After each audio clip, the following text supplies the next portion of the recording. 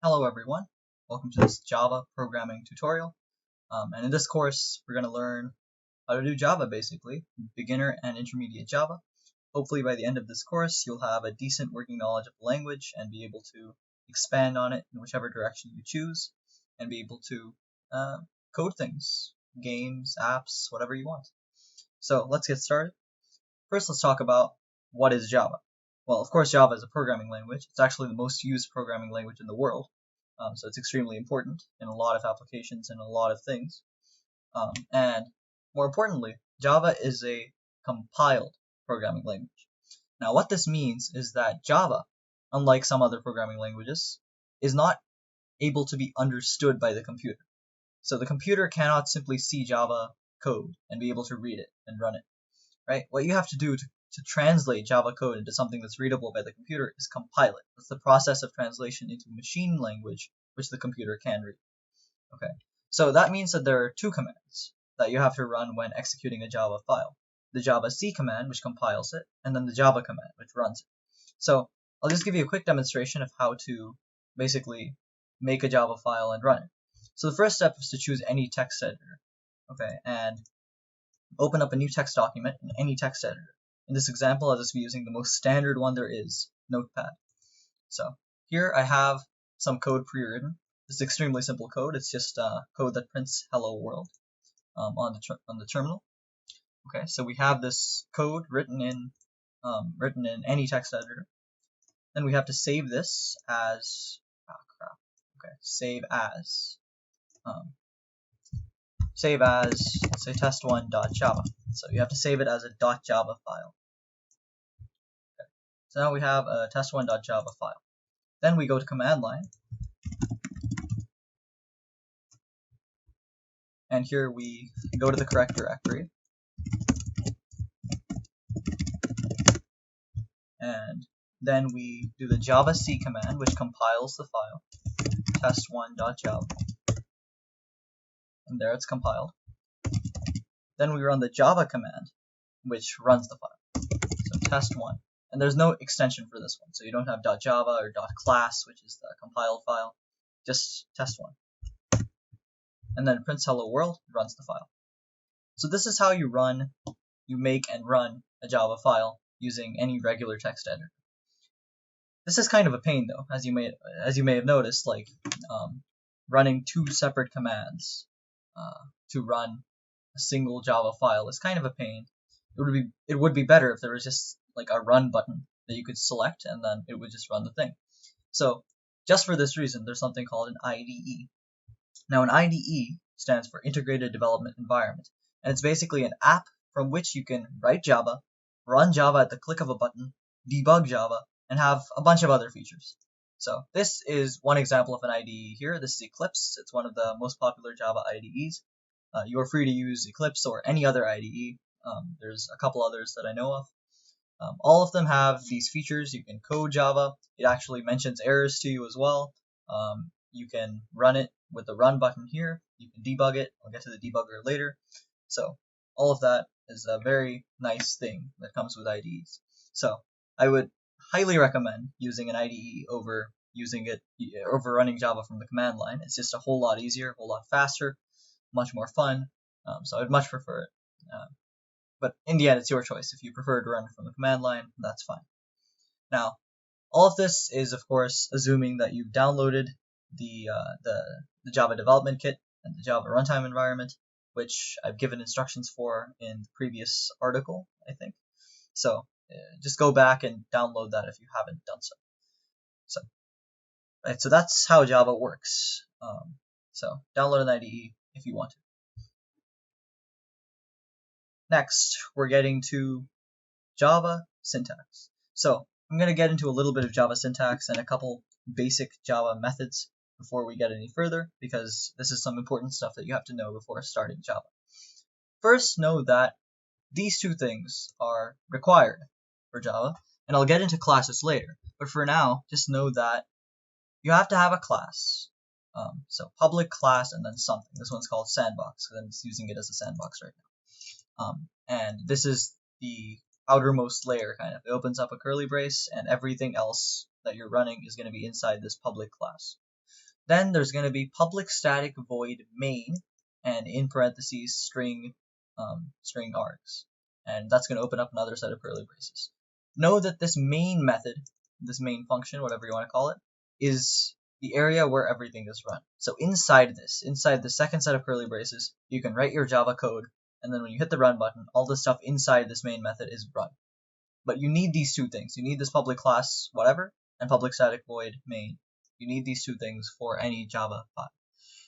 And note that only the thing inside main will run. So if you have another method, which we'll get to later, then you have to call it from main. You can't expect it to run on its own accord. So that's important to know. These two things exist in every Java file. Second thing that's really important is that the name of the Java file has to be the same as the name of the class. So notice that this file is sandbox.java, and the class name is sandbox. If they're different, it'll throw an error, so they should not be different. They should be the same. So now you're ready to write code inside this main method area. All code generally ends in a semicolon in Java. So for example, if I declare a variable, which we'll get to in a little bit, but let's say int x equals 7, you can kind of guess what this might mean, but this is basically declaring a new variable named x, right? And as you can see, you have to end each line in a semicolon. If you don't do that, then Eclipse will tell me there's a problem. See, there's a red x here. It'll tell me to insert a semicolon. So that's how you end statements. Now there are some statements, of course, that don't end in semicolon, and those are the ones that open up a new area in a curly brace. So that includes class openings, new methods like this one here, as well as certain statements like if, while, for, and we'll get to those later. But for the most part, things end in semicolon, and we'll talk about the ones that don't shortly. Finally, there's a couple built-in Java methods, and by method, I'm saying this a lot, I haven't really explained it, but a method is just a function, and a method or function is just something that you can run that'll do something. So there are a couple built-in functions in Java, built-in methods. I'm just going to call them methods from now on, okay? But it's just something that you can run and that'll do something. So there's a couple built-in methods in Java, and the most important one, especially for beginners, is system.out.print. So system.out.print basically prints whatever you want onto the command terminal. So for example, if we have hello world, just like we had in the other example, I misspelled that. Okay, so if we have system.out.print hello world inside our main method, and if we run the file, right here in the console it says hello world. Now there is a slight modification of this method, which is system.out.println.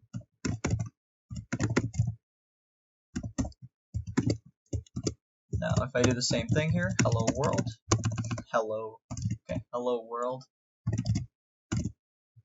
and then a semicolon, then what this does, so system.out.print, I should explain this, system.out.print basically prints the thing, but it doesn't end the line. So for example, if this was also system.out.print, you have two system.out.print hello world, they print right after each other. So this one prints hello world, and on the same line, the second one also prints hello world. Now if you wanted to skip a line, so if you wanted to print the thing and then move to the next line, then you have println. So let's say I make this first one println. What'll happen now is that it'll print hello world, then it'll move to the next line, then it'll print hello world again. So they should be on separate lines now. As you can see, they are on separate lines. So these two functions, system.out.print and system.out.println, are absolutely critical if you are working with Java, and they're some of the earliest functions you should learn. Okay, so that's pretty much it for basic Java syntax and structure. Next we're getting to variables and primitive types. Okay, so Java variables and primitive types. So a variable is one of the simplest things in any programming language. It's basically any named object. Well, maybe object isn't the correct word because there are actual objects in Java, but any named item that can have multiple values. So it's just like math. It's some like named thing that can hold multiple values. So in Java, you have various data types. These are called primitive types, which basically define what this variable can hold. So the four most commonly used ones are int, So an int data type means that this variable can only hold integers. So for example, if we declare a variable in this fashion, int x equals 9. This is how variables are declared in Java. This is the syntax. So you have the data type, and then the name of the variable, and then equals, and then whatever value.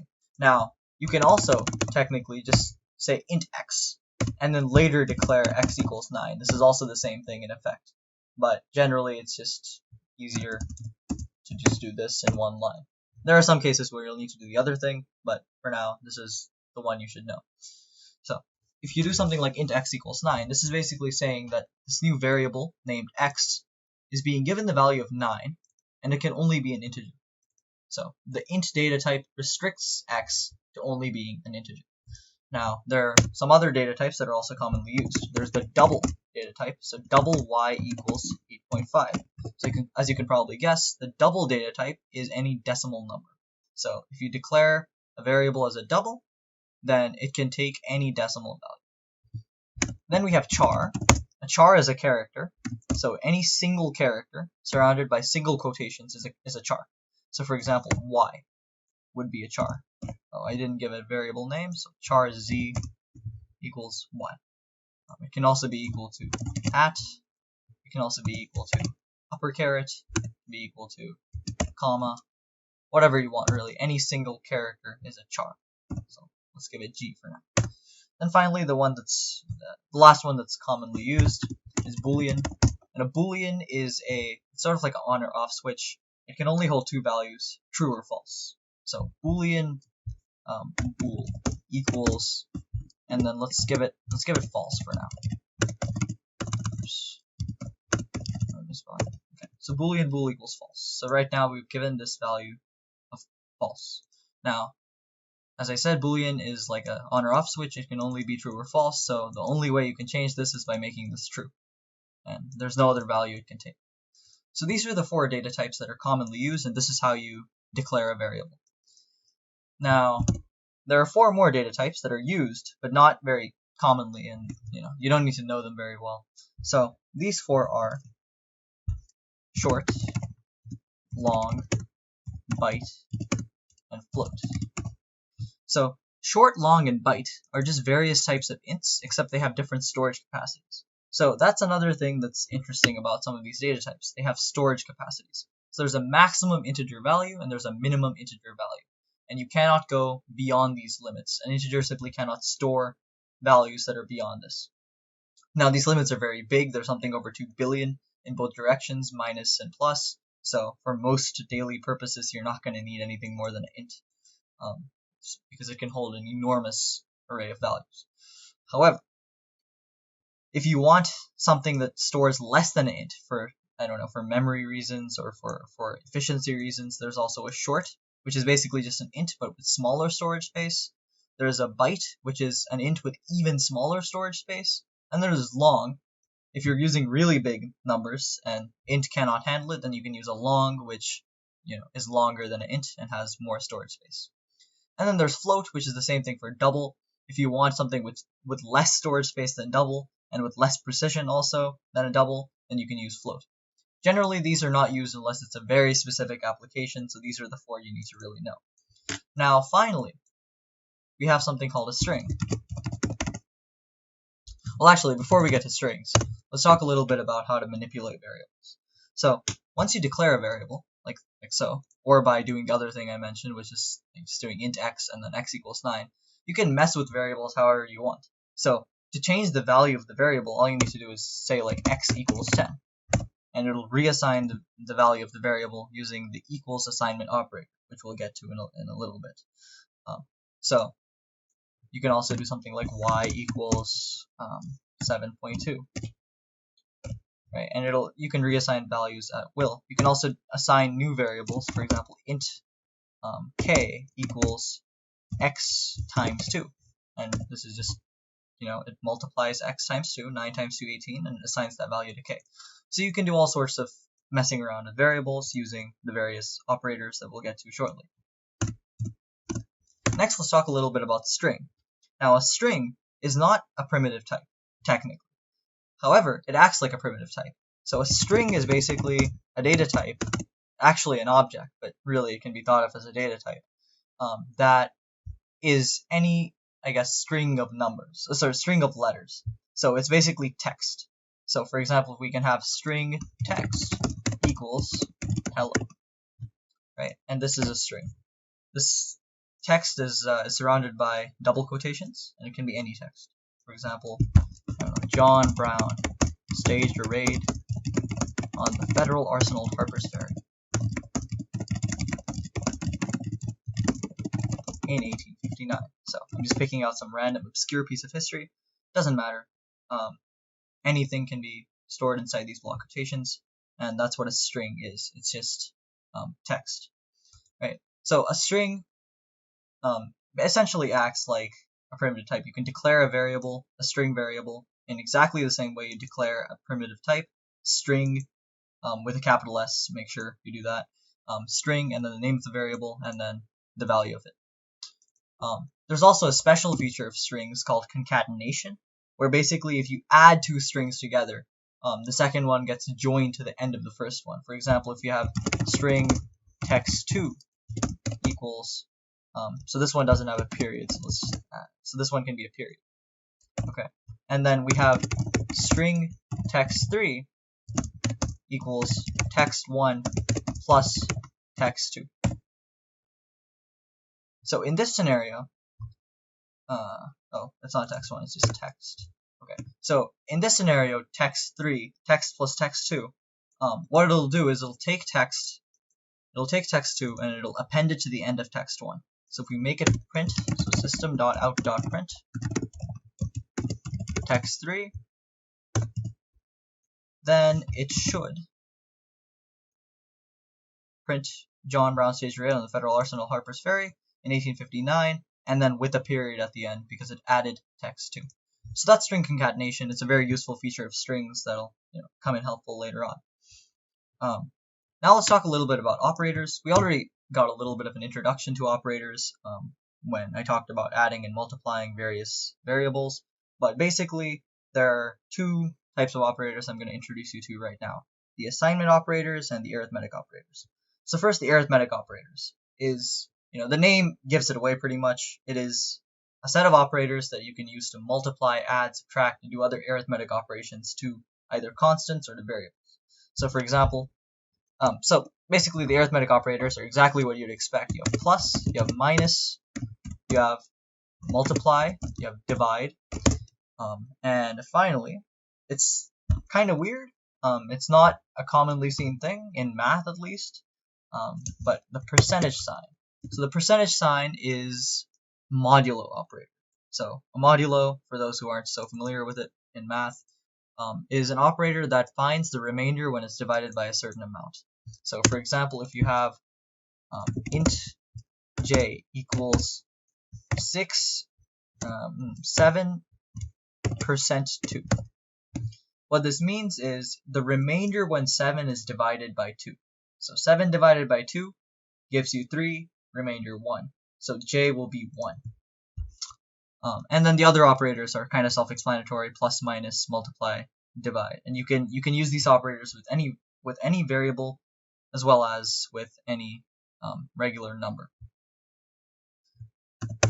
Okay. There's also increment and decrement operators, which are interesting. So these are plus plus and minus minus. Plus plus and minus minus. So the plus plus operator just adds 1 to whatever variable or number you're dealing with. So for example, if you have int j equals 7% 2, this should give you 1. Then you have j plus plus. This adds 1 to j. So this is exactly like saying j equals j plus 1. It's just a less convoluted way of saying that. So j plus plus. So if we print out j right now,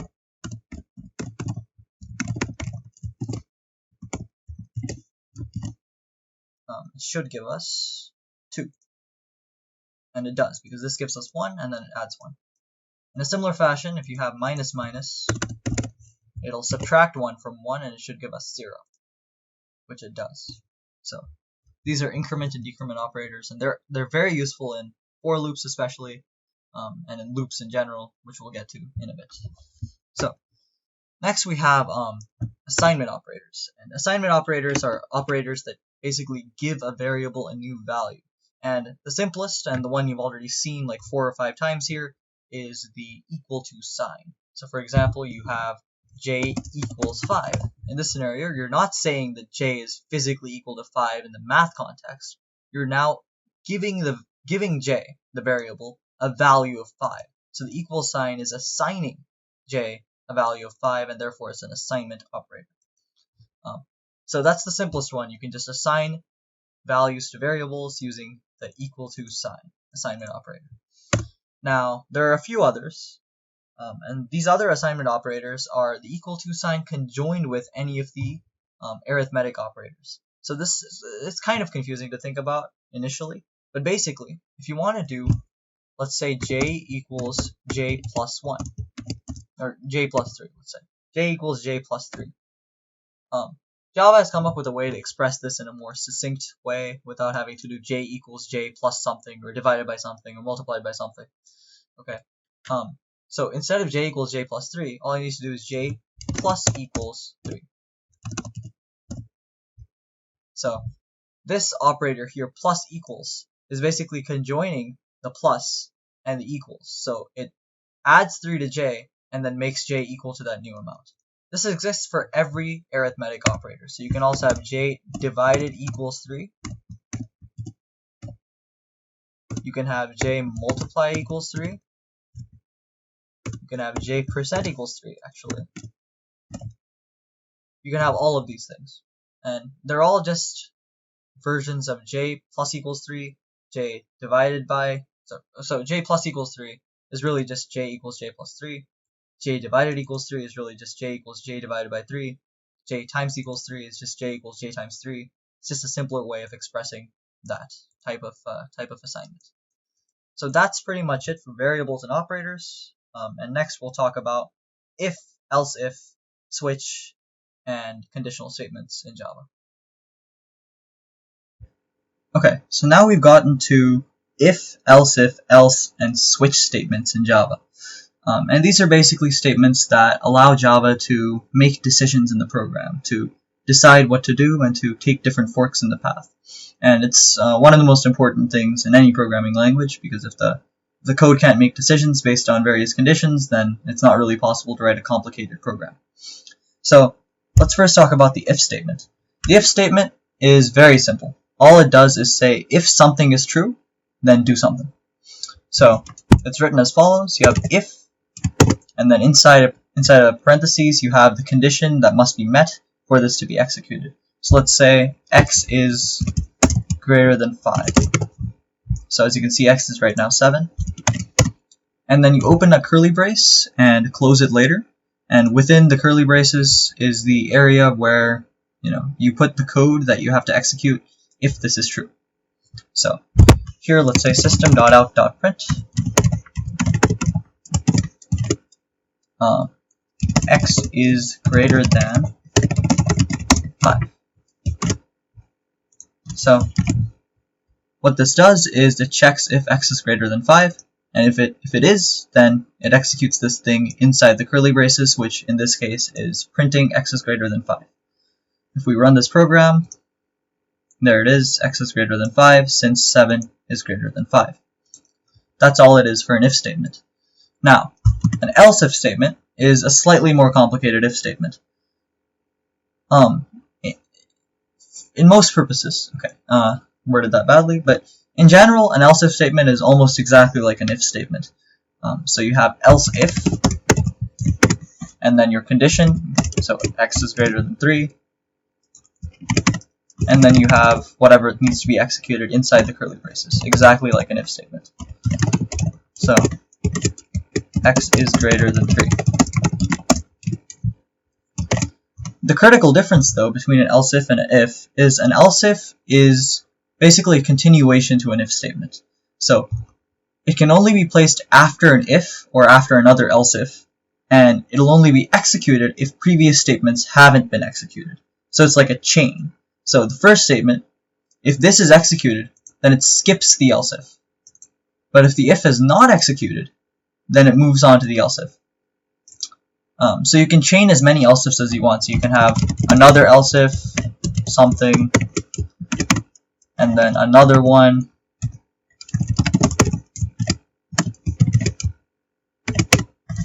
okay? So if you have like 3 else ifs, what this is really doing is first is checking the if statement.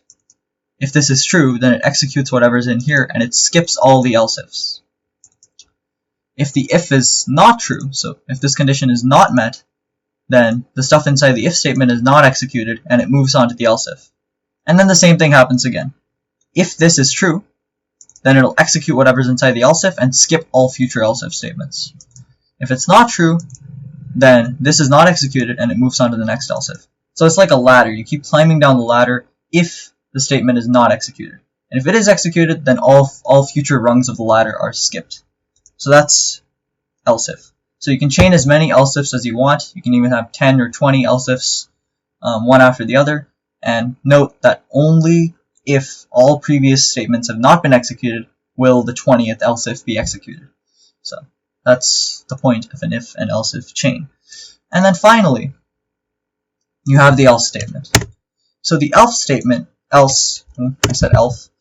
so the else statement is just a catch-all. So basically, it's like the final say. If all previous statements, including the if and all of the else ifs, have not been executed, so if none of those conditions have been met, then the else statement is executed. It's like, if none of the previous things have been done, then do this. Okay, so the else statement, I can just say system.out.print none. So here let's set x equals 1, just for show. So if x is equal to 1, it'll first execute the if statement. So if x is greater than 5. Is 1 greater than 5? No, it isn't, so this is not executed. That means it'll next go to the else if statement and check if x is greater than 3. 1 is not greater than 3, so it'll skip this as well. And seeing that both of these previous two were not executed, the else statement will then execute, and it'll print none. Now let's say x is equal to 4. So just giving various examples. If x is equal to 4, it'll try the if statement, but 4 is not greater than 5, so the if will not execute. Then it'll go to the else if, but 4 is greater than 3, so it'll print this, and the else statement will be skipped. So that's basically what if, and else statements are. It's just a chain, and yeah, that's pretty much it. Now, a little word on these conditions. So as you can see, there are conditions that basically determine what is executed and what isn't executed. Now, there are 6 conditional operators that are useful for writing these conditions. One of them is already here, the greater than sign. So it checks if one value is greater than the other. Similarly, there's also the less than sign, which of course everyone knows from math. There's the greater than or equal to, which checks if it's greater than or equal to the value. Less than or equal to, which is written like that. There's equals, so it checks if the two values that are being compared are equal to each other, which is 2 equal signs. And then there's the not equal to, which is exclamation mark equals. So that checks if the two values being compared are not equal to each other. So these are the 6 comparison operators that you can use to basically check. Well, you can use it to compare two values and determine the conditions for if, and else statements. Now, there's a special statement that's pretty similar to if, and else, but is more of a special case, and this is the switch statement.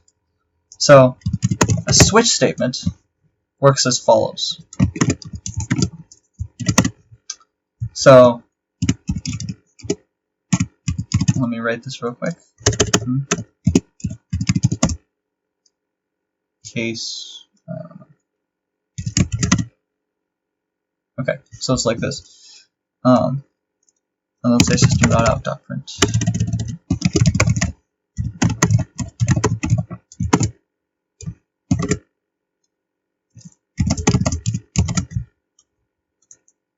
So I'm writing a couple cases before I explain this to make it easier to understand.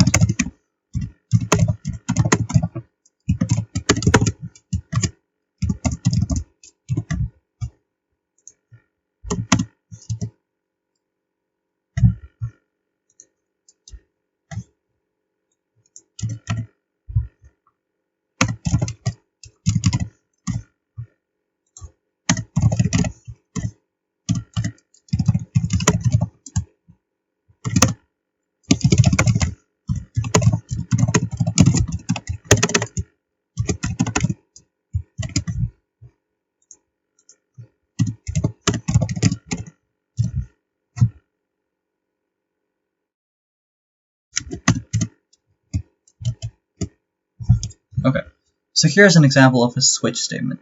Now a switch is really simple. With a switch, you have one value that's being compared. Okay, so it's switch and then in parentheses this value. So basically all it does is the switch checks if this value here is equal to any of the cases. And if it is, then it does whatever is listed for that case. So here, x is equal to 4. And if I've done switch x, which means now it checks the value of x and compares it to all the cases. So first there's case 2. So if x is equal to 2, then it does this. If x is equal to 4, then it does this.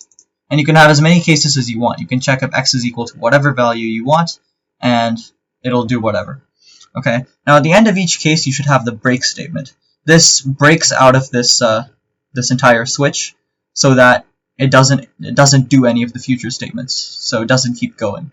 So this is pretty important to have at the end of each case.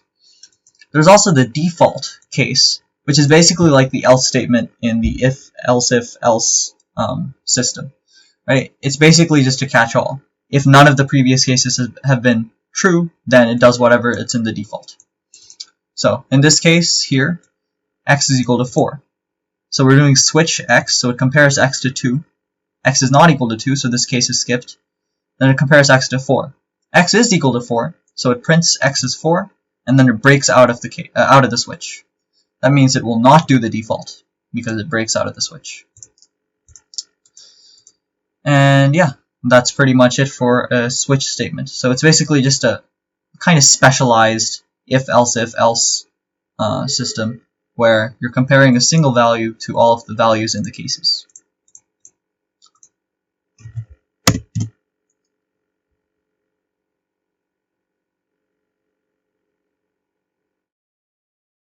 Okay, now we're going to talk a little bit about loops. And again, these are extremely important features of Java. And the two critical loops in Java are the for loop and the while loop.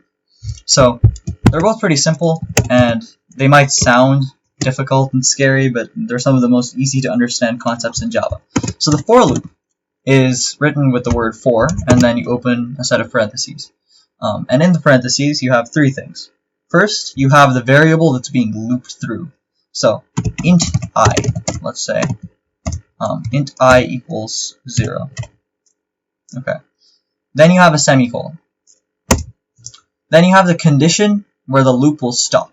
So I less than 10. Okay. So that means the loop will stop if the loop will only execute if I is less than 10. And it'll not execute if I is not less than 10. And then finally you have the change to I that'll occur at the end of every loop. So here we'll have I++. Remember that plus is the increment operator, so that means that at the end of each loop, I will increase by 1. Okay, and then inside this you have whatever happens at each iteration of the loop. So for example, let's say system.out.print loop once. So I understand this might be a little bit confusing, so I'm going to go through it now step by step. So first, what this is doing is it's declaring a new int I variable as equal to 0. Okay. Then it's saying that as long as I is less than 10, this loop will continue to go on. Then it says at the end of each cycle of the loop, so every time it loops through once, I will increase by 1. Then inside the for loop area, the area of the curly braces, you have the stuff that's executed each cycle of the loop. So every cycle of the loop, it prints loop once. So if we run this, just think about what might happen. Think about it. I'm going to run it now. Okay, so there it is. I should probably do println. Probably better that way, so it'll look more aesthetic. Here it is. So it's printed out loop once 10 times. Okay, is this what you expected? Hopefully yes, because as you can imagine, I starts at 0. Every time this is printed, it's the end of that loop, and then I increases by 1. So initially I is 0, it prints out loop once, then it's the end of that iteration of the loop, so it goes back, I increases by 1, I is 1 now, it prints this again, I is 2 now, it prints this again, I is 3, so on and so forth, until I reaches 10. When I reaches 10, this loop will stop functioning because this loop only works when I is less than 10. And that's what a for loop is. It just keeps going until this condition is not met. Okay, now you don't need to declare a variable inside the loop. If you already declared the variable outside, that's fine. So let's say you have int I equals 0, then you can, instead of doing int I equals 0, you can just do I.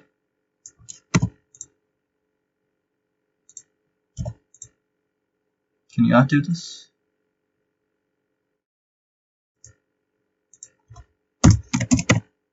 Okay, you have to equate it to something inside the loop. Yeah, so you don't need to declare a new variable inside the loop, but you do need to have I equals something. You need to set the value of the variable inside the loop, and yeah, that's pretty much it for a for loop. So I'll give a couple more examples of how to use for loops. So let's say you have for I equals 0, I is less than 5, and then I plus equals 2. Okay, so think about what will happen when I run this. So it's printed out loop once 3 times. Is this what you expected? Hopefully yes. Because if we run through this, I is initially 0, it prints out loop once, I increases by 2, remember plus equals is I equals I plus 2, so I then increases by 2, so I becomes 2. Then it prints this again, I increases by 2 again, I is 4. It prints this again, I increases by 2 again, and I is 6, and once I reaches 6, the loop stops functioning because it only works when I is less than 5.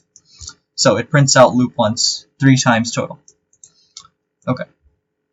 Now, there is something you have to watch out for in for loops, and that is not accidentally making this an infinite loop. So let's say we have I is greater than 0 as our condition. I'm sorry, greater than or equal to 0 as our condition. If we have our condition like this, then what will happen is I starts at 0, therefore it meets the condition. It'll do this thing, it'll print out loop once. I increases by 2, so I becomes 2 now. It still meets this condition. It prints this out. I becomes 4, prints this. I becomes 6, prints this. And you can see that there's a problem because I can keep increasing forever. It can increase to infinity, and it'll still keep printing this because this condition will continue to be met. So if we print this, if we run this code, you'll see that there will be an infinite loop. It just keeps printing loop once forever. So you don't want to get into this sort of situation. You want to make sure that this condition will not always be met and that at some point along the loop it'll stop. So we're going to have to terminate this by hand because this is going to go on forever. So yeah, make sure you don't fall into that trap. Make sure you always have a condition that'll stop being met at some point. So that's what a for loop is. Next you have the while loop. Now a while loop is pretty simple. It's actually more simple than a for loop. And a while loop just basically says while something is true, keep looping. So here we have while, for example, I is equal to 4. So if we have the condition while I, not equals, while I equals 4. So while this is true, then let's say system.out.print I is equal to 4. So while loop is really simple. It prints this as long as I is equal to 4. So let's say I is equal to 4, and let's delete the for loop.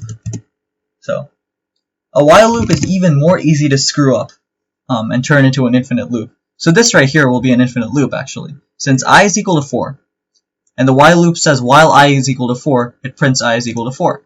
The problem is that this loop does not change the value of I. So every time this loops back, and I continues to stay 4, and it prints this over and over and over, and I never changes, so this will always be met, and the loop will continue to go on forever. You can see this here. Did I screw something up? Oh, I did print instead of println, and it's run out of space. It's kind of an odd glitch on Eclipse, but this will make it more clear. As you can see, it's just printing I is equal to 4 forever.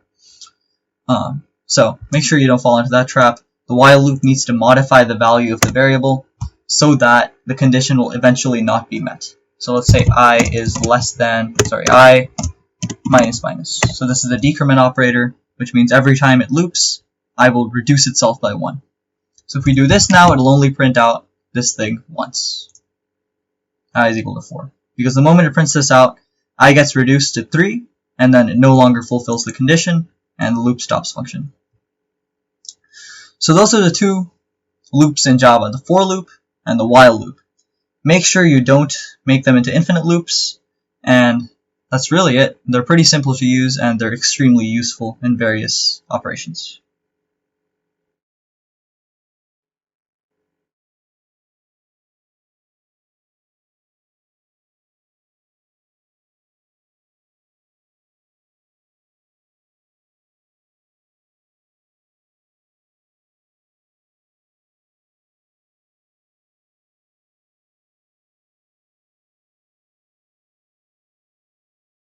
Note that for and while loops can also be nested. So a nested loop is a loop that's inside another loop. And this may sound complicated, but it's actually pretty simple. So you can have nested for loops especially, and they're very useful in a number of fields. So let's say int I is equal to 0, I is less than 5, I plus plus. Okay, and then inside you have another for loop, int j equals 0, j less than 5, j plus plus. Now in here, you can put whatever you want. So system.out.print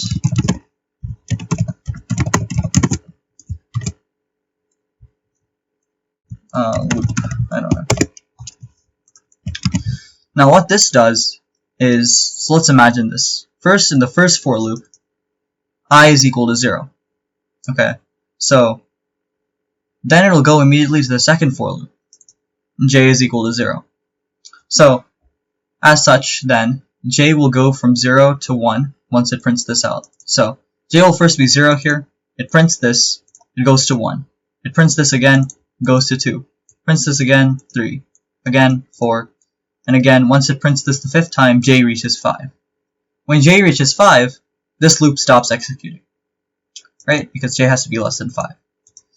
Now, once this loop stops executing, this loop's first iteration is done, right? Because this loop, the inside of this loop was this loop.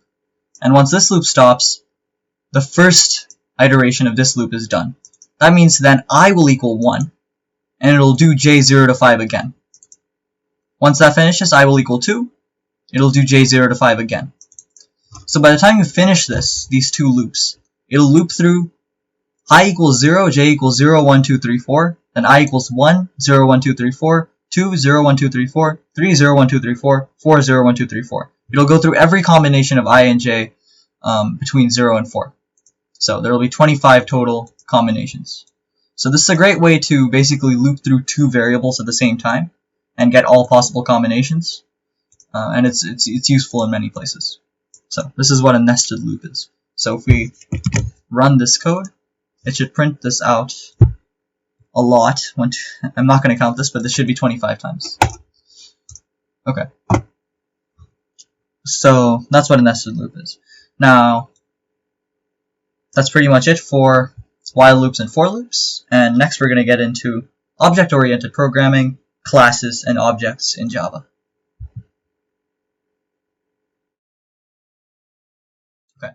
So now we're going to talk about object-oriented programming in Java.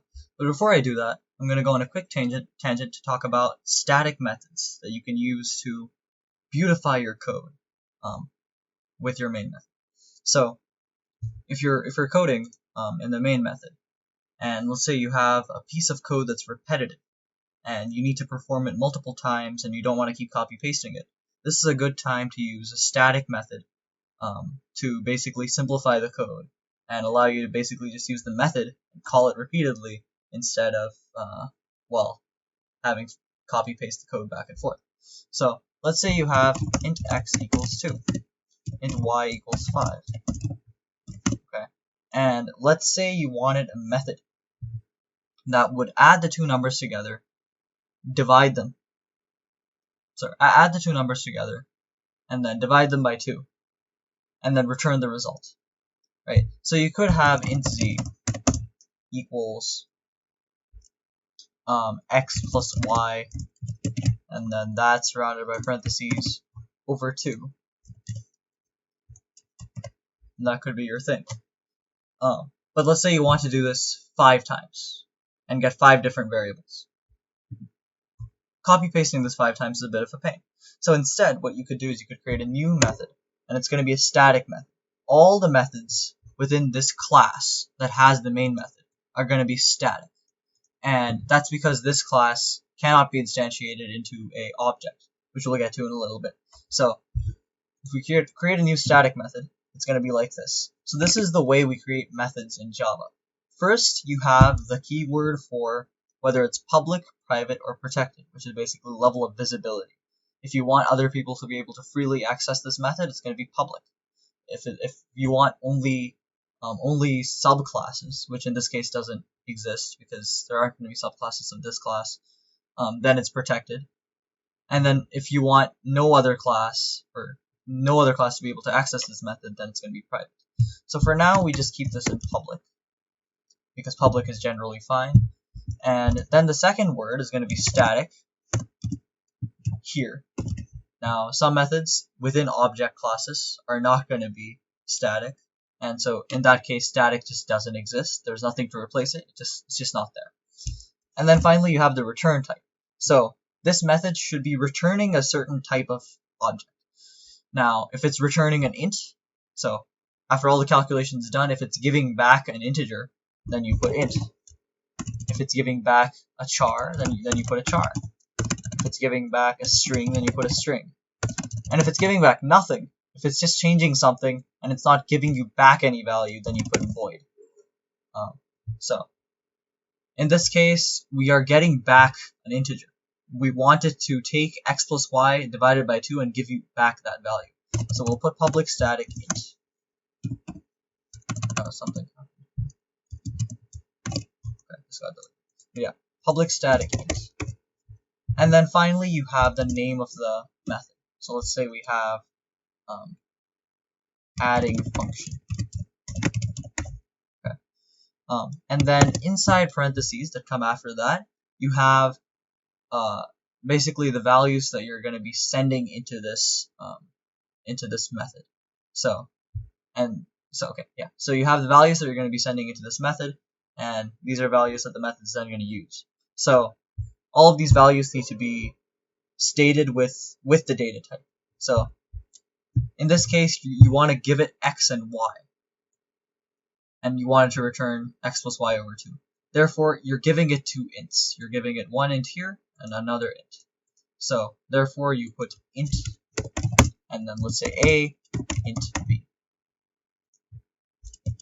And then finally, once you're done with that, you open a set of curly braces, and within this curly brace, you have whatever you want. Now, right now, it's giving me an error because I don't have a return function that gives back an integer. Because right now, I'm not giving back anything. And we'll fix that. We'll put a return statement. So now we have int c equals a plus b over 2. So we're just doing the same operation we were doing up here. And then we have the return statement. Return is a simple statement. It just gives back whatever value you want it to, and ends the method. So here we return c, and this ends the method, and it sends c back to whatever called this method. So now instead of saying int z equals x plus y over 2, you can just say int z equals, and then adding function. We should really make this a shorter and easier name. How about AF? So AF of x and y.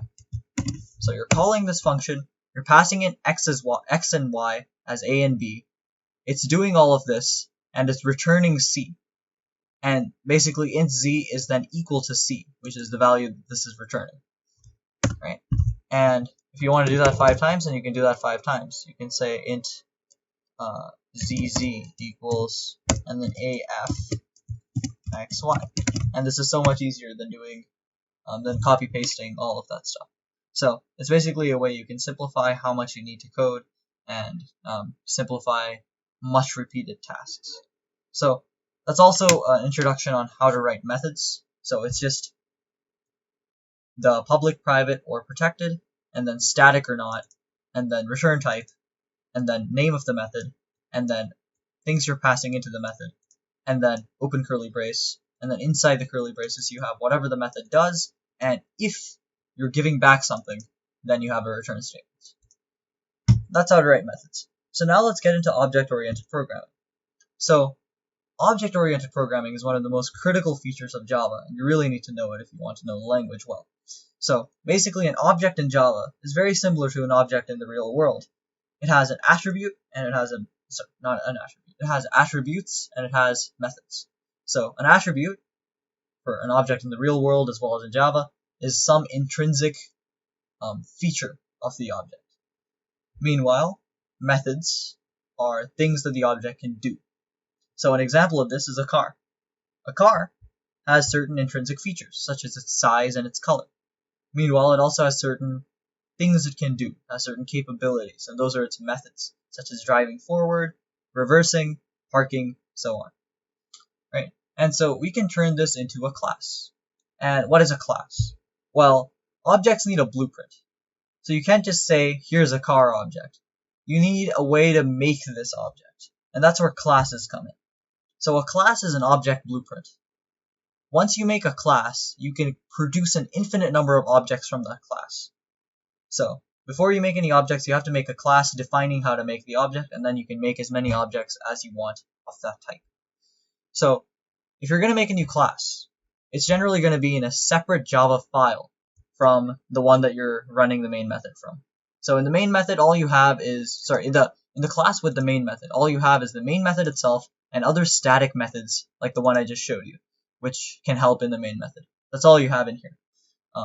In a separate file that's in the same folder, you want to have your other class. So here, as you can see here, sandbox, and I made a second file in the same folder called car.java.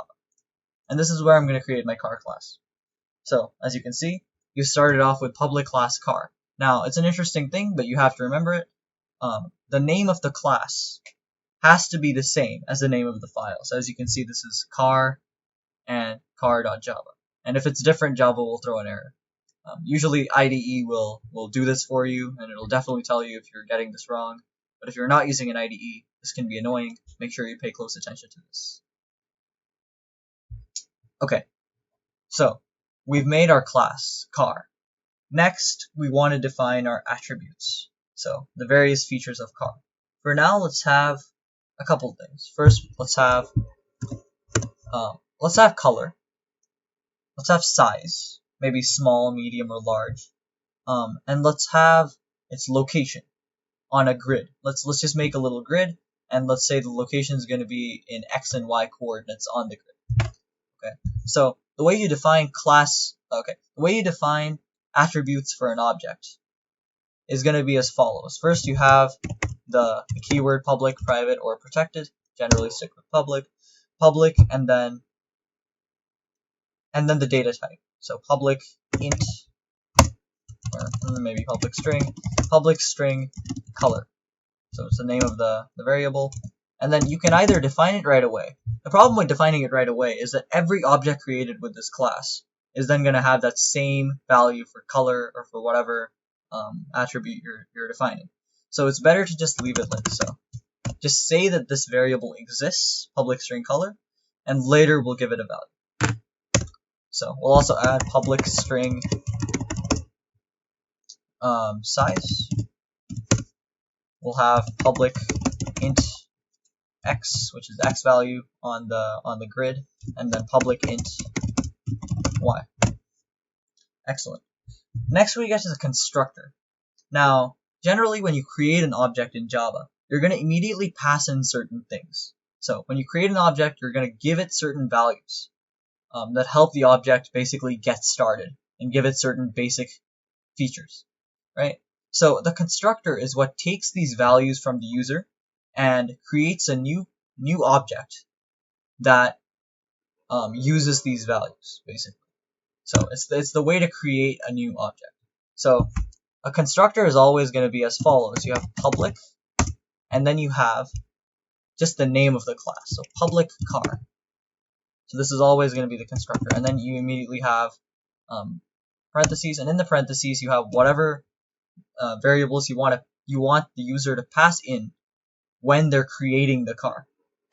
So let's say you want them to pass in string color and string size. And let's say you also want them to pass in int x, so the starting location of the car in x and y. So you want them to pass in 4 things: color, size, x, and y when they're creating the new car object. So that when the object is created, it'll immediately have a color, a size, an x, and a y. You don't want them to have, you don't want the car to lack any of these things, which is why you have constructors. It immediately assigns a value to some of these attributes and sets up the car. So then you open up a curly brace, and in here we just assign all of these attributes the values from inside this. Now if you notice, color and color, same name. Size and size, same name. So it looks like it might get a bit confusing, right? Because the attributes for the object are named the same as the variables you're passing into this constructor. This is where we get the this keyword. This is a keyword to specify that you're relating to object attributes. So if we say this dot color, then you know immediately that you're referencing this color and not this color over here. So this dot color references an object attribute, and it's a way to differentiate between an object attribute and a thing you're passing in that are named the same. So let's say we say this dot color equals color. Then it'll assign this color the value of the color that you're passing in, and therefore it'll assign a value for this object attribute. In a similar fashion, we can say this dot size equals size, so it's assigning the value that you're passing in to size, and then this dot x equals x. Finally, this dot y equals y. So basically, in a constructor, you're just setting up the object. Then after the constructor, you can have any number of methods that the car can do. So as an example, I'll give you a move method. So just like how we did methods in Sandbox a little bit ago, we have the same setup for a method. So public, in this case it's not static. I'll get to what static methods mean in the context of a class in a second, but this is not a static method. So public void, public void move. So this is the move method, and then let's say you have to give it nothing. You don't need to pass in any variables. Okay.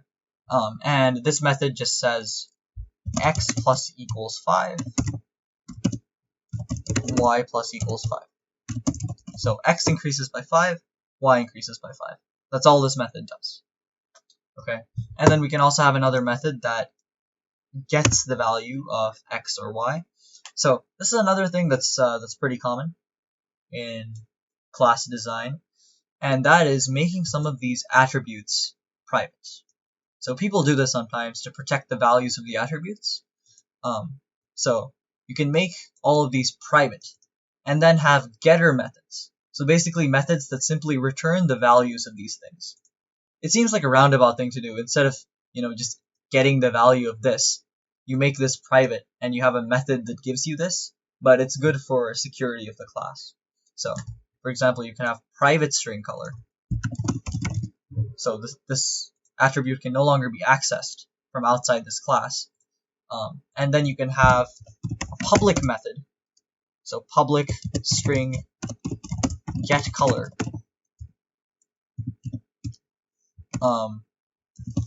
Which basically just returns color. So this is a thing people do. So if you want, you can also make all of the other attributes private, and then have getter methods that return the attribute, so that people can still access the attribute, but the attribute itself is private. Okay. And then there's also setter methods, which is in a similar fashion. If you don't want people to be modifying the attribute itself, so you don't want someone to say this object dot color equals something else. right? Instead, you want them to go through a method and leave color as private. Then you can have a setter method. So something like public string or public void set color, and then string s. So you're giving it a color, and then color equals s. So this basically sets the value of color through a method. So getter and setter methods are pretty common stuff in Java. A lot of programmers use it to access these variables without making the variables themselves public. So that's something to keep in mind. So this is basically the anatomy of a class. You have your attributes up here. You have a constructor to basically set up the object with the things they pass in when forming the object. You have various methods that you want the object to be able to do, and then finally you have, if you want, getter and setter methods to access various attributes or change various attributes if they are private. So that is how you make a class. Now, static methods are a bit of an interesting case. The static keyword basically makes the method or the attribute go from specific to the object to class-wide. So what that means is, let's say we have a public static model, a public static string model. So if we insert the static keyword here after the public, private, or protected statement, then what we're saying is that this variable model is not specific to the object. So if you create a new object, the variable model is not specific to that. It's specific to the entire class. So let's say you have 10 different car objects. If you change color or size or x and y of any of these objects, it'll only change it for that object, because all of these are specific to the object. But if you change the model, then it'll change the model for all of the objects of this class. It affects every object created from this class. And as you can see, this makes sense in a realistic context as well. The model of a car is going to be applicable to all cars that are of that type. So if you have, like, I don't know, Mercedes-Benz class S350, then all cars of that type are going to be class S350. It's not going to be specific to each car. So that's what a static attribute is. And a static method is similar. So a static method is basically a method that can be accessed without referencing an object. So if we have a static method, then you can call that method without reference to an object. So it's not a method specific to this object. It's a method that can be called from outside the object and can basically do whatever. So basically, static makes this not related to the object. So if you have a static attribute, it's an attribute that's for the entire class. If you have a static method, it's an attribute that's not specific to this object and can be accessed from outside and can be passed in, and things can be passed in from outside as well. So static basically makes it unrelated to the object. And that's pretty much it for the basics of a class. Now, it's also important to figure out how to use objects. So once we have a class like this, so let's say we have this car class, then we can go back to our sandbox class. And let's delete this. And we can basically form a new car object. So let's say we want a new car object. We have car.java in the same folder, so it can be accessed without any sort of import or anything like that. So we can just say car. So this is the syntax for creating a new object. First you have the type of the object, car, and then the name of the object. So let's say car1 equals, and then new, and then car. Again, the type of the object. Okay, and then in parentheses after this, you have the constructor. So you're passing in certain variables for the constructor. Okay, so new car, and then what are we passing in? What was the constructor here? We needed to pass in color, string, color, size, x and y. So here we pass in, let's say, blue. Has to be a string, so it has to be surrounded by block quotations. Size, so let's say large. X should be maybe 10, and then, sorry, 10, y should be 10 as well. And that's it. This is how you create a new object. So type, and then variable name equals new, and then car, and then you pass in everything needed for the constructor. It's as simple as that. And now you have this car1 object that you can use however you wish. So you can access the attributes of car1 by just doing car1 dot, and then you can see size, x, y. They're all attributes you can access. Note that you cannot see color because I changed color to private. And so you cannot access the attribute itself with the dot whatever. You can only access size, x, and y. So if the attributes are private, you can't do it, but if the attributes are public, you can just access it with the name of the object, dot, and then the attribute. So car1.x equals, and then let's say we do system.out.print car1.x, then this should print 10, which is the value we assigned to it at the start. 10. Good. Okay, so that's how to access attributes. You can also perform methods of the object. So you can do car1 dot, and then as you can see, you have all the methods over here as well. So you can do car1 dot get class, for example. Let's do car1 dot move. This was a method that we had, and then let's say system.out.print x, println x, system.out. Oh, sorry, not x. car1.x. So the x attribute of the car. And then system.out.print println, sorry, car1.y. So here I'm making the car move, which, as you remember, the move method just added 5 to x and y, and then I'm making it print x and y. So initially we gave them 10 and 10, so after this method is done, it should give us 15 and 15 for x and y. There we go, as is expected. So this is how to make a class and access a class from the main method. That's pretty much how you do it. And now, with that in mind, we get into something even more complex that has to do with object-oriented programming, and that's inheritance. So a class is not done. There's stuff you can expand upon. And one way you can expand upon a class is by using subclasses.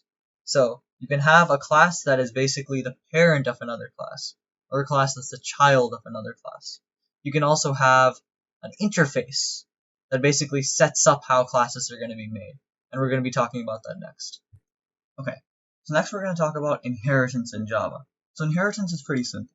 If you have a class and you want to extend it and make a subclass, a class that basically has all the features of the original class but goes a little bit further in some respects, then you can create a subclass. So how that works is simple. So let's make a new class here, and let's call it sports car. So as you can see, this is kind of a subclass of car because it's more specific.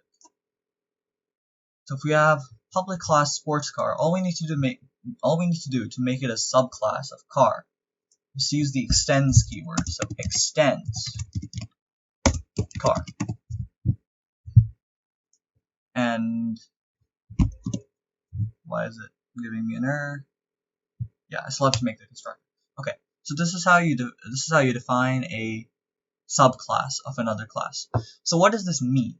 Well, that means that sports car, this class that we're in right now, is taking all of the methods and all of the attributes of car.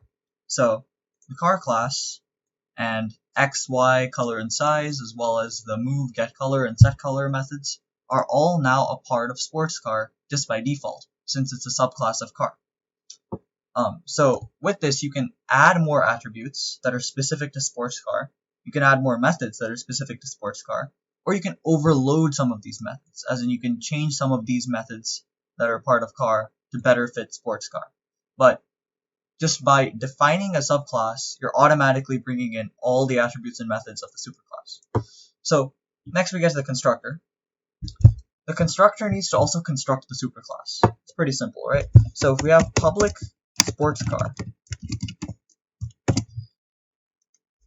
then we're going to need to have, well, the user needs to provide everything that not only initializes sports car, but also initializes car.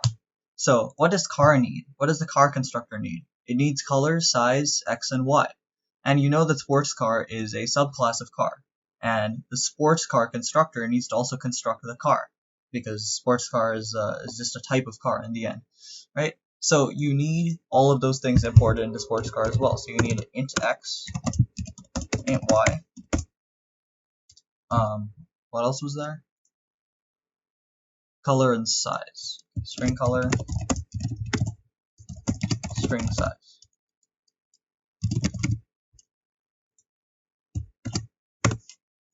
And in the constructor, you need to first construct the superclass, and that's using the super keyword. So you use super, and then you pass in the required variables to construct the superclass. So to construct the superclass, that's car, we needed color, size, x, and y in that order. So we pass in color, size, x, and y in that order. And this initializes the superclass. So it creates a car with these properties. Then we can add in whatever else we need to do for the subclass. Let's say we have an extra attribute. What's something that sports cars have that that regular cars don't? Can't really think of anything. I don't know, let's say bumper. I think regular cars also have bumpers sometimes, but let's say public int bumper size. Okay, so the constructor requires x, y, color, and string, because the superclass requires x, y, color, and string, and then this initializes the superclass. But let's also add in bumper size, because the sports car has a bumper size. This needs to be int. The sports car has a bumper size, and we need to initialize that. So after initializing the superclass, we can also say this dot bumper size equals bumper size. So that's really all there is to a subclass. You have to initialize the superclass, and then you can initialize any extra features that the subclass itself has. Similarly now in methods, the subclass automatically has all the methods of the superclass. So right now you can run the get color, move, or set color methods, and it'll work. Even though it's not like explicitly defined here, it's in there because it extends car. So you can add new methods. You can say public void, I don't know, can't really think of anything right now, but you can add any new methods that you want for sports car. You can also override any previous methods. So let's say we want to change the move method. So we want to make it slightly different from what it was in car. Then we just need to use the @override tag. So you need to say @override and then public void, what was that? Was it void? Yeah, public void move.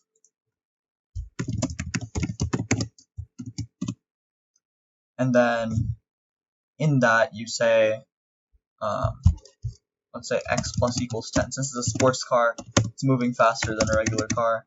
So there it is. Is this supposed to be here?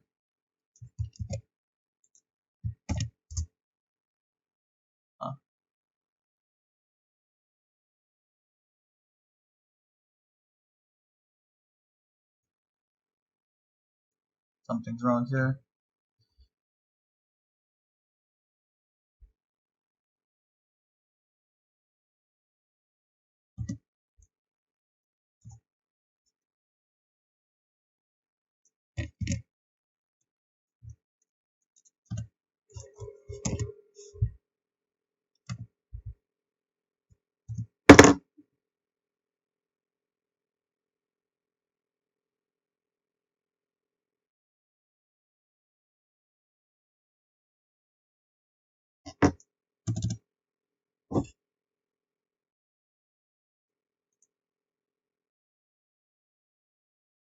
Okay, I assume that in Eclipse it automatically overrides if you define a new class. I'm sorry, new new method with the same name. But if you're not using an IDE, you need to still use the @override tag. Okay, so that's pretty much how you use subclasses. So you have a constructor that initializes the superclass, and then you have various attributes and methods that you can extend on from the superclass. But it also keeps all the attributes and methods of the superclass. Okay. Now we also have a little thing called interfaces, which are basically blueprints for classes. And they're used sometimes to basically standardize classes. So let's make a new interface, and I'll show you exactly how this works. Inter, call it inter, with the capital I probably. Okay, so this will be public interface. Inter. Syntax error on top of interface. Probably a small I. Yeah, public interface inter. So this declares a new interface. And what interfaces are is that they just define the methods that a class will have. They don't describe the method. They don't have an actual method. They just say a class that follows this interface will have these methods. So let's say public void move. And that's a method that will be in any class that follows this interface. Or maybe public void park. So that's all there is to an interface. You define an interface and you define as many methods that you want that will have to be defined in any class that follows this interface. You don't need to actually define the method here. You just need to say that the method will exist. Once you do this, once you finish your interface, then you can create a new class that depends on the interface. Let's go and create a new class. And let's say we have a Tesla. I don't know. Okay, and then here, the keyword, instead of extends for a subclass, is going to be implements. So implements says that it uses an interface. So you have public class Tesla implements inter. And now, as you can see, there's a red, because there's an error currently, and that error is must implement the inherited abstract method move. And also it must inherit the abstract method park. So basically, since this class implements the inter interface, it must define these two methods. That's the point of interfaces. So if you use an interface and you define a lot of classes based on the same interface, the user will know that all of these classes will have these same methods, because the interface requires that you have these methods defined for all of the classes using the interface. So since Tesla is using inter, Tesla needs to define a move method and needs to define a park method. So we have to do that. Otherwise the class will not run. So public void move x plus equals 5, let's say. Teslas are pretty fast, say 12. And then y plus equals 12. Oh. Right. Have to define the variables first.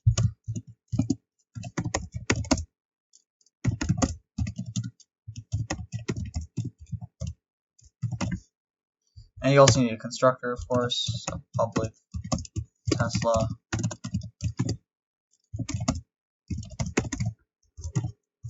and then this will define that. So say this dot x equals x and this dot y equals y, so I'm just making a constructor. Okay. And then here the move method needs to define x plus equals 12, y plus equals 12. This class is still not done because you still need to implement the park method that was there in the interface. So once you do that, the class will be ready for use. So public void park. And then here, let's say x equals 0, y equals 0. And now, as you can see, the error disappears and this method is ready for use. So that's all an interface does. It basically sets up certain methods that need to be implemented in any class following that interface. And of course, subclasses are classes that inherit everything from the superclass, but they can add in more features of their own. Okay, now let's talk about arraylists and arrays in Java. So, as you know, we have variables, which are basically objects that can store a single value. But what if you want variables to store more than a single value? You want them to store multiple values. This is where we get to arrays. So arrays are basically just variables that can store as many values as you want. And they're defined with a certain data type. So in an array, you can only have values of one data type. You can have an int array, where the only values inside the array are ints. You can have a char array, only chars are allowed inside the array. You can have a string array. You can even have an array with custom objects. So for example, you can have a car array, car being the custom class we made in the last section, and inside that array, you can only have cars. So how you define an array is as follows. You first do the first do the data type. So in this case, let's do an int array, int. And then we have open and close brackets, which indicates that this is an array and not just a regular int variable. And then the name of the array, so int array, let's say, equals, and then we have new, and then int with the brackets again. And now inside the brackets, on the right side, we have the size of the array. So if you want the array to contain 10 objects, or 20 objects, maybe 100, you just put it in here. So let's say, for example, that this array is going to be size 10. And then we have a semicolon, and that ends it. So data type, open and close brackets, then name of the array equals new, and then data type, and then within the brackets, the size of the array. This is how you define a new array. Alternatively, you could also define it immediately with the values inside. So you could define it like that, or you could define it like this. Int array2, let's say, equals, and then you could define it with all the values you have in the array immediately. So 2, 4, 7, 8, 6, for example. So you could define it like this, which creates an empty array of 10 objects, or like size 10 array, which is empty. Or you could immediately fill the array with numbers, or with objects, and define it like this, where between curly braces you have your starting values for the array. So these are the two ways to define an array. And now array values can be accessed through their index, which is basically the nth value. For example, if you want to access the first value of an array, you do, for example, so let's use int array2 as the example, because we already have values inside the array. Int array2 0 equals 2. That's already 2, plus 1. So one thing that's important to know about arrays in Java is that they're 0 indexed. What that means is that the first object, so for example in this array here, the first object is the number 2. And that means that the 0th index is the number 2. The second object is 4. That means the first index object is 4. Second index object is 7. Third index object is 8. Fourth index object is 6. Indexes start from 0, not 1, which is a common feature of pretty much every programming language. So if you want to access the first element of this array, it's going to be int array2, and then within the square brackets 0, which references the first element, which is 2. And then you can change that by just doing equals 1. Or equals whatever. You can assign whatever value you want to that element. Okay. You can also access it by just doing, say, system.out.print int array2 0. So both accessing and changing any value of an array or any element of an array is just done by putting the name of the array and then within square brackets the index of the object you want to access or change. And indexes are starting from 0, of course. So that's how arrays work. They're pretty simple, and sometimes in for loops you'll want to loop through arrays, in which case you can have a counter, some variable that's going up through the for loop, and you can have, for example, that variable inside the square bracket. So this value inside the square bracket doesn't need to be a number. It can also be a variable. So just as an example, let's say for int I equals 0, I less than 5, I plus plus. Right. Within this, let's say system.out.print int array2 I. So you can do this. You can put a variable inside the index. So I did int array2 I. So what this does is that it loops through I from 0 to 4, since it's less than 5, and it'll then print out int array2 0 index, first index, second index, third index, and fourth index. So it'll print out all five of these values. So that's pretty much how arrays work. Now, arrays can also have 2 dimensions. So instead of having an array, which is just a list pretty much, you can also have a table. And that's something you can get by basically stuffing 2 arrays inside each other. So you can do it like this.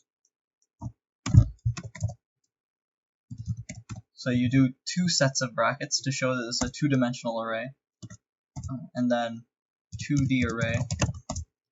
I probably can't start with a number. 2D array equals new int, and then here you can have the sizes. So maybe there are 3 rows and 7 columns. And this is how you define a 2-dimensional array.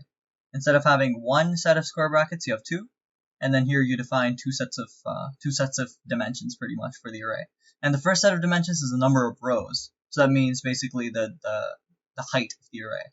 And the second one is the number of columns, which is the length of the array. So this is now a size 3 by 7 array, and there are 21 elements inside. Then to access any elements or change them, you just do 2D array, and then the row number, so let's say 2. Remember, the indexes start from 0, so if you have the second row, it's really the third row.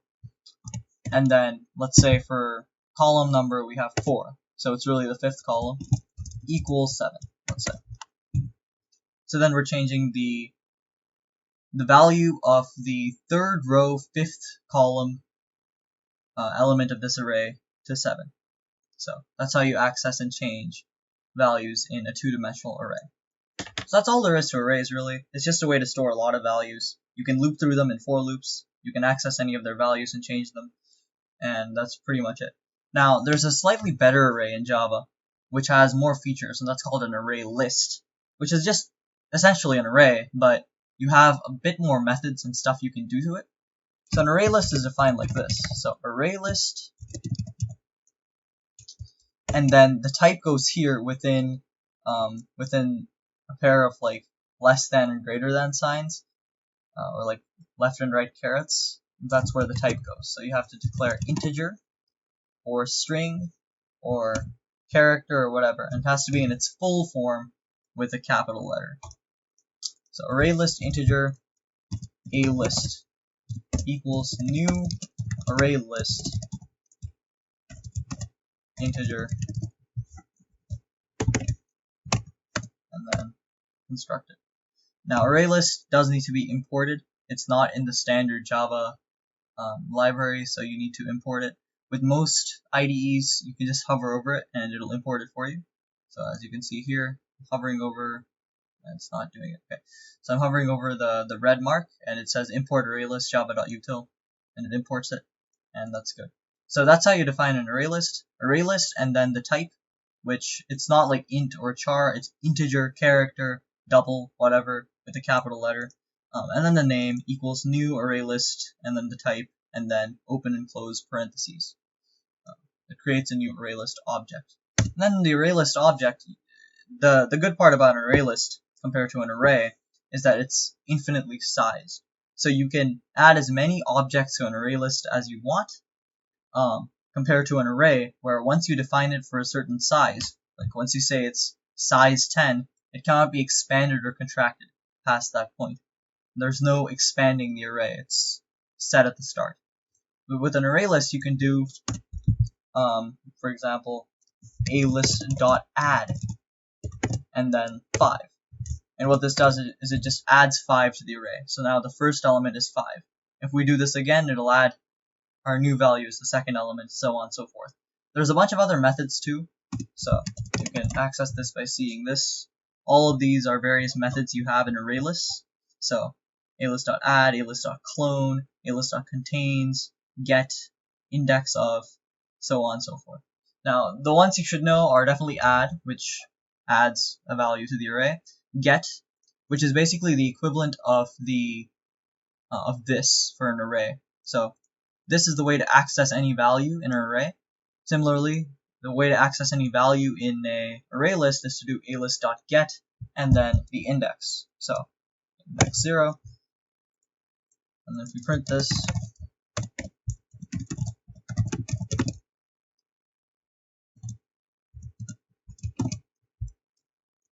it's causing me some problems. Okay.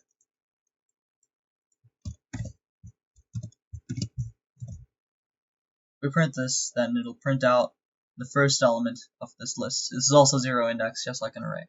So those are the two methods you should know. And then for arrays, you should also know that there's a attribute to an array that tells you the size of the array, which is helpful for for loops especially, because you want to stop the iteration at the end of the array, and therefore knowing the size of the array is helpful. So for an array, this is .length. So for example, int array2.length gives you the size of the array. Meanwhile, for an array list, it's .size, and it's a function, so with parentheses. So for an array list, it's going to be alist.size with parentheses, and that gives you the size of the array. So those are the array list, sorry, and those are basically all the things you need to know about arrays and array lists. And yeah, now let's go on to try catch next.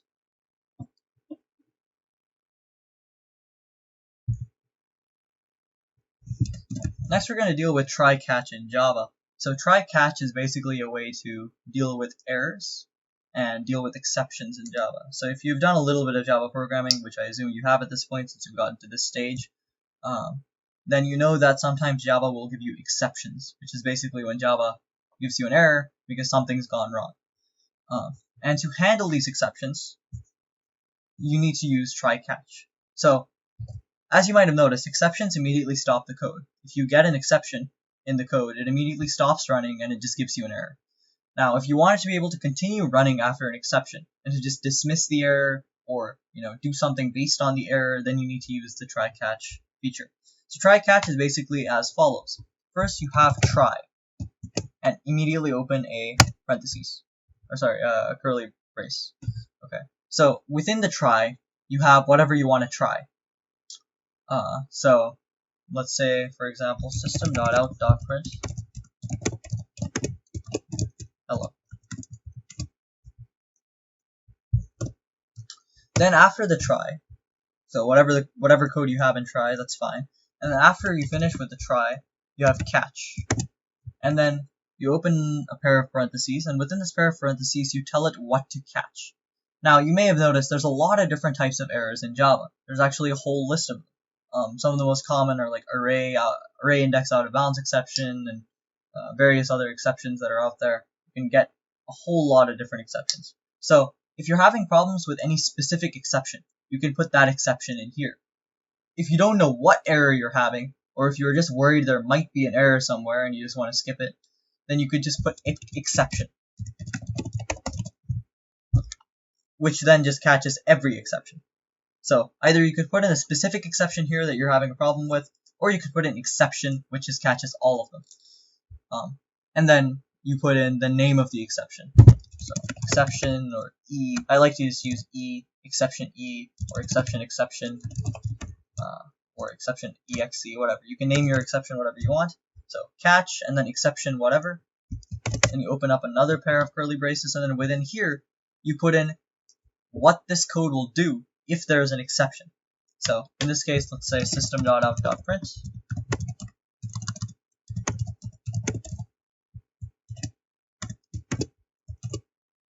There was an exception.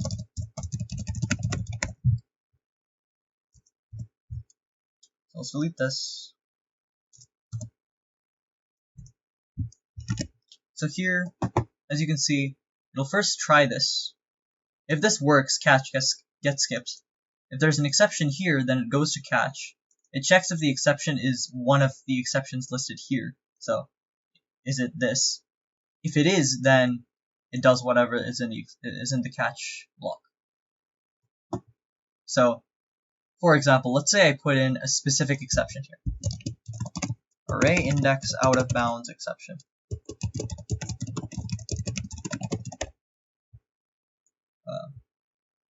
And let's say this gives us some other type of exception.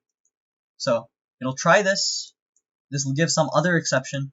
It'll go to catch. It'll check if the exception it's given is the same as array index out of bounds exception. If it isn't, then it won't do this either, and it'll just give the exception here. It'll just do the same thing as it always does and just give an error in the terminal. If it is an array index out of bounds exception, then it'll go into the catch block and execute whatever's in here. And if there's no exception whatsoever, then it'll just do whatever's in the try block and it'll skip the catch block. So that's how try catch works. So let's put this back to exception E.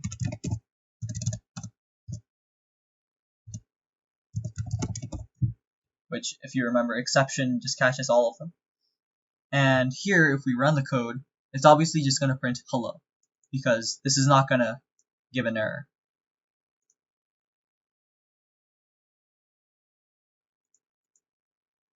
Yeah, so it printed hello.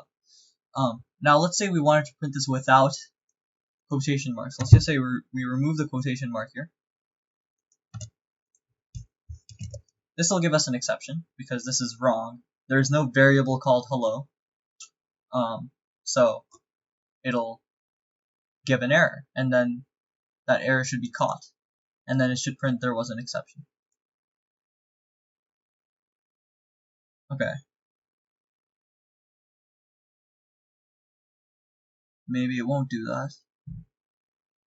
Unresolved. Okay, if it's a compilation error, then yeah, it won't be caught. It has to be a runtime error. So if it's something that's caught by the IDE, then it won't work. So instead, let's try something like this: int x equals new int equals, just define it like 1, 0, 4. So we're defining a new array as follows. And then here, let's just say system.out.print x3. So the third index of x. If you can see here, x only has 3 values, which means 1 is index 0, 0 is index 2, and 4 is index, 1 is index 0, 0 is index 1, and 4 is index 2. There's no index 3 here. Index 3 does not exist. So this should give us an exception. Should actually give us array index out of bounds exception. And then it should be caught here, and it should print there was an exception. There it is. It prints there was an exception. So this is how you deal with any sort of exception in Java. If there's some possibility of error, instead of trying to get rid of the possibility altogether, you might just want to put it all in a try-catch block and catch the exception and do something else if there's an exception.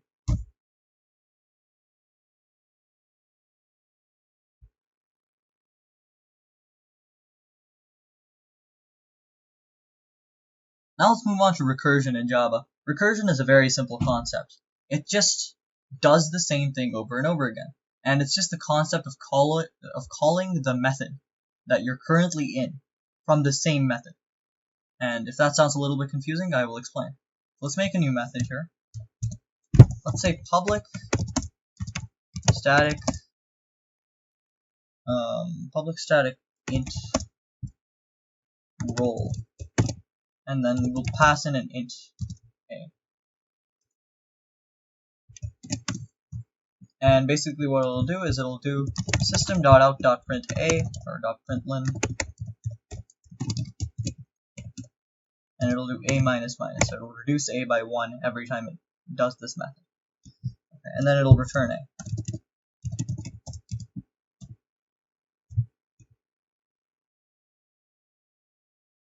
Now before we return,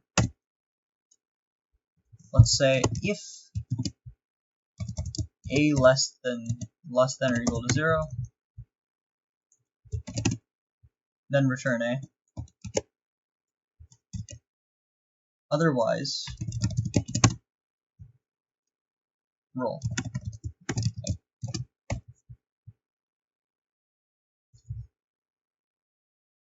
Let's end this.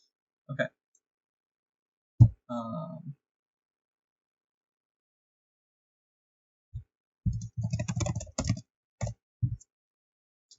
So, if you can see here, in this method, we are basically calling the same method, roll, from inside roll. And what this does is that it basically just keeps, it gets into a big loop of you call the method once, and the method just keeps calling itself. Now, this is always dangerous to a degree, because if you don't have the correct end conditions, then this method will keep calling itself forever. And your code will just break. If you don't want that, you have to make sure you have something that'll stop the method from calling itself.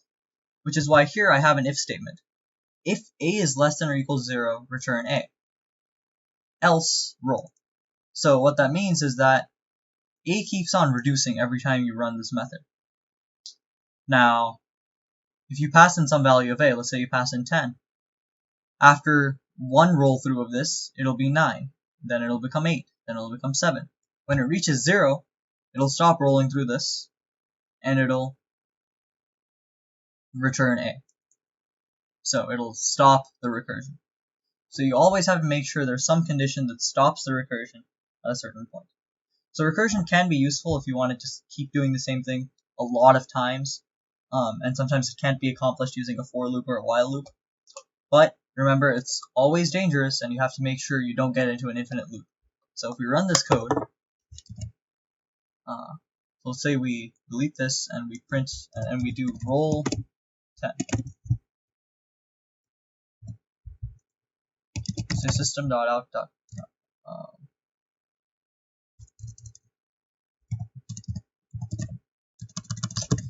We'll just do roll 10. Instead of making this return anything, we'll just make it do public static void.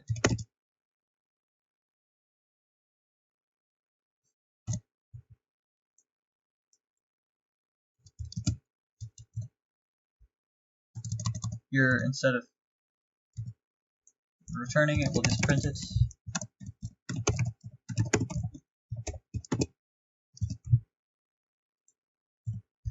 And here we'll also print it.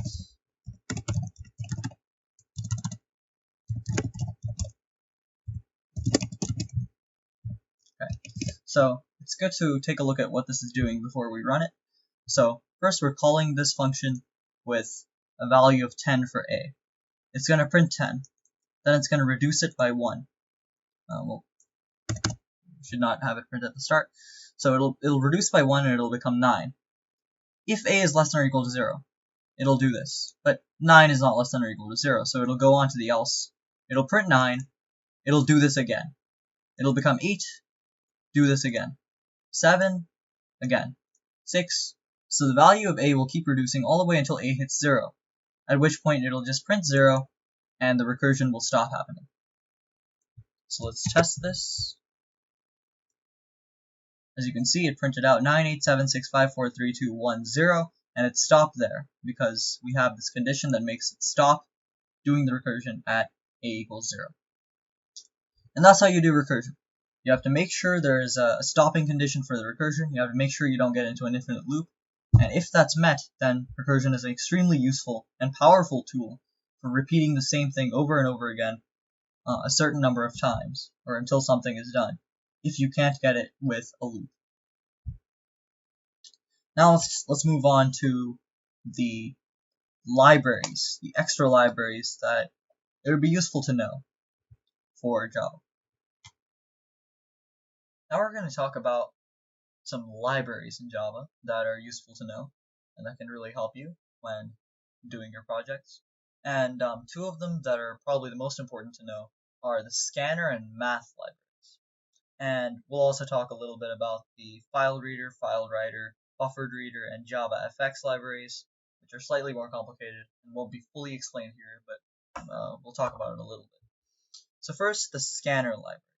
So the scanner class is something you can import. So it's basically a object that can read input. So if you want the user to give input through the terminal, like type in numbers and give it to the program at some point in the middle of the program, then you can use scanner. So as an example, let's bring in scanner here. So let's do scanner. So we're gonna make a new scanner object, because remember, scanner is a class. So scanner input, so the name of the object is input, equals new scanner. And then inside this you have to have system.in, which is the input stream. And as you can see, there's a red under scanner, and you have to import it. So import java.util.scanner. So this brings in a new scanner object. Now you can ask for input by using the .next whatever method. So for example, if you do int x equals input.next int, this then waits for the next integer that's typed into the command line or into the terminal by the user. So let's say we're then going to print x. So let's run this program. As you can see, it's waiting for input. The program is not terminating; it's waiting for input because of this line right here, input.nextInt. And this basically waits for input, and then whatever the input is, it takes that integer and makes that equal to x. So let's type in 6, for example. If you hit enter, it takes that input, gives it to x, and then it prints out x, which is 6. So input.nextInt is just one example of input gathering methods in the scanner class. There's also .next byte, next short, next double, next Boolean, next float, next long. Basically, for all the primitive types, there's a next and then the primitive type, which reads that primitive type if it's entered into the input. There's also a next line, which is for string. So .next line will just read the next string. And this shouldn't be an int. If it's reading a string, it should be string x. And then here we can do the same thing. Hello. And then it'll print hello, because hello is now x. So that's basically the scanner class. It's useful for reading input. Now, we have the math class. The math class is tremendously useful to do various mathematical operations that aren't supported by the basic Java library. So, as we talked about, there are arithmetic operators in Java. We talked about this a while ago. There's the addition, subtraction, multiplication, division, and the modulus operators.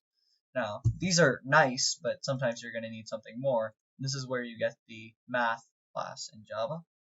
The math library in Java.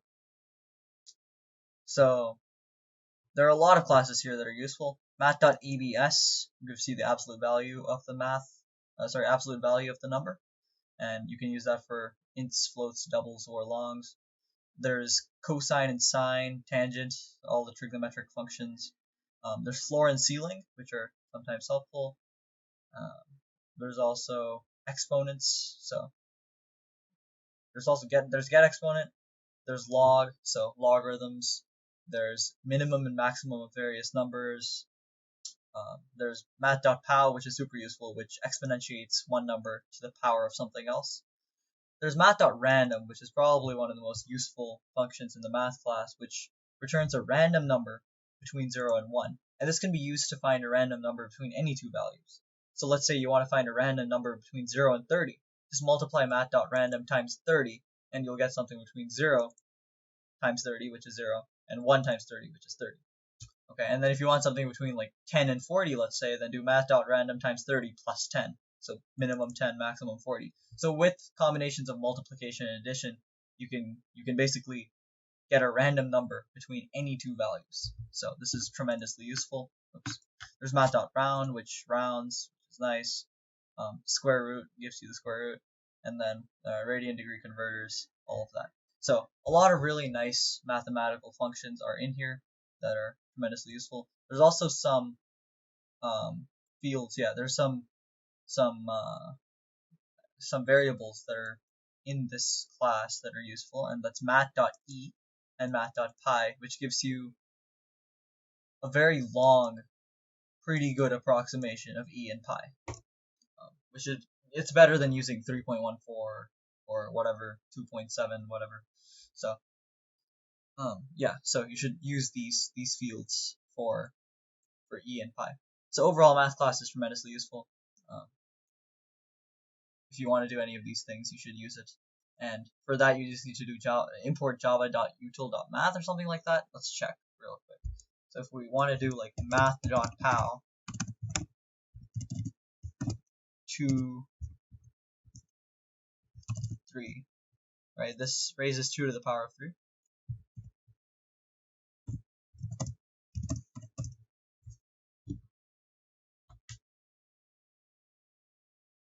Oh, it's a double method. Okay. So the math class is actually built into the Java standard library, so you don't even need to import anything for this class.